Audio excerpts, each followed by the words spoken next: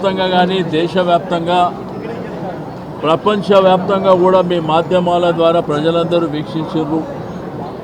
అమ్మవారి భక్తులు మీరు చూసిర్రు. నిన్న ఉదయం నుంచే కొన్ని వేలాది మంది ఆడపడుచులు అమ్మవారికి బోనాలు సమర్పించుకునేటువంటి కార్యక్రమం, ఆ తర్వాత తొట్టెల ఊరేగింపులు కానివ్వండి, ఈరోజు ఉదయం 4:30-5 గంటల వరకు పలారం బండ్ల ఊరేగింపులు జరిగినాయి.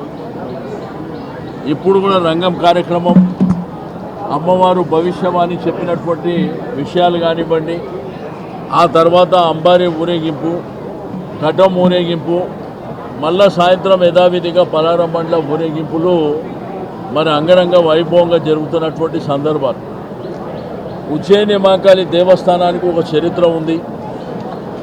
అమ్మవారిని దర్శించుకొని బియ్యం పోయడం, బోనాలు సమర్పించడం, అమ్మవారిని వేడుకుంటే రాష్ట్రంలో సుభిక్షంగా వర్షాలు పడతాయి, రైతాంగం సంతోషంగా ఉంటారు, ప్రజలందరూ సంతోషంగా ఉంటారు.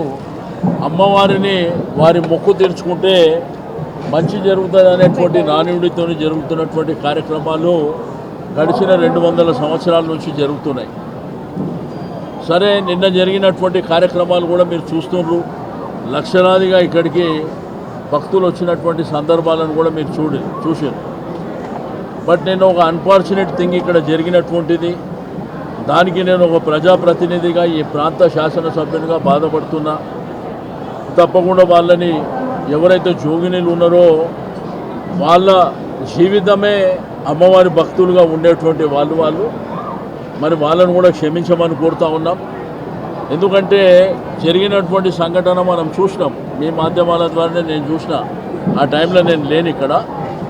కాబట్టి ఇవన్నీ ఇంత పెద్ద జాతర లోపల మరి పోయి వాళ్ళకి అపశృతి జరగడం అనేది కూడా బాధాకరమైనటువంటి అంశం. దానికి చింతించడమే కాకుండా తప్పకుండా ఫర్దర్గా ఫ్యూచర్లో అటువంటి ఇబ్బందులు, ఆటంకాలు లేకుండా తప్పకుండా జాగ్రత్తలు తీసుకుంటామని చెప్పి తెలియజేస్తాం.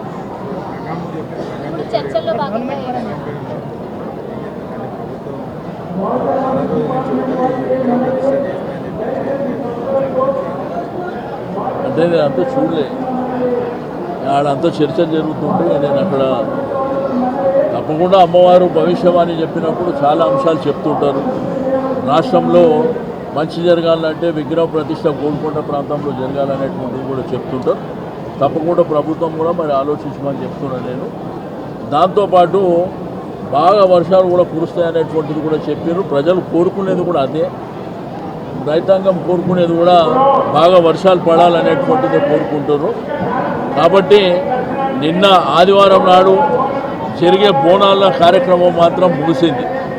ఈరోజు కార్యక్రమం మరి యథావిధిగా కొనసాగుతుంది. కాబట్టి నేను మీ మీడియా మిత్రులకు కూడా అభినందనలు తెలియజేస్తున్నా మీ మాధ్యమాల ద్వారా. కానీ కొంతమంది చెప్పుకుంటారు, కొంతమంది చెప్పుకోలేరు. వాళ్ళతో పాటు మీకు కూడా ఇబ్బందులు అయినాయి. నిన్న నేను చూసిన, నా కళ్ళారా చూసిన. కాబట్టి బాగా జనం వచ్చినటువంటి సందర్భాలలో కొన్ని ఇబ్బందులు జరుగుతుంటాయి. తప్పకుండా నాకు సంతోషం ఏంటంటే నేను ఆ రోజుల్లో, ఇప్పుడు కాదు 25 సంవత్సరాల క్రితం ఏర్పాటు చేసినటువంటి ఒక వ్యవస్థ దినదినాభివృద్ధి చెంది ఆ రోజు వందల సంఖ్యలో భక్తులు వస్తుండే, ఆ తర్వాత వేల సంఖ్యలో భక్తులు వస్తుండే, ఇప్పుడు లక్షల సంఖ్యలో కూడా భక్తులు వచ్చినటువంటి సందర్భాలు ఉన్నాయి.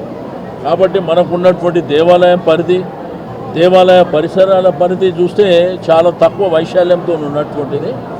కాబట్టి ఎవ్వరు కూడా అన్యదా భావించొద్దు. ఇది రాజకీయాలకు అతీతంగా, కుల మతాలకు అతీతంగా, పార్టీలకు అతీతంగా జరిగేటువంటి పండుగలు. కాబట్టి తప్పకుండా ఫ్యూచర్లో ఇటువంటి ఏమి ఇబ్బందులు, ఆటంకాలు లేకుండా చూసుకుంటాం. అది ప్రభుత్వం ఆలోచించాలి. ఇప్పుడున్న ప్రభుత్వ ఏర్పాట్లపైన మీ స్పందన? ఇక ఉండని. ఇప్పుడు నేనేమంటే పండుగ దగ్గరికి వచ్చి పండుగ జరుగుతుంటే నేను ఒక ప్రజాప్రతినిధిగా కామెంట్లు చేయడం అది రాజకీయం కోసం ఉపయోగించుకున్నట్టు అవుతుంది. అది ప్రజలందరూ అనుభవిస్తున్నారు. నిన్న వచ్చిన భక్తులు కూడా అనుభవించారు, మీరు అనుభవించారు, అందరూ అనుభవించారు. నేను చెప్తే బాగుండదు అనేటువంటి ఉద్దేశంతో కొన్ని అంశాలు చెప్పలేను.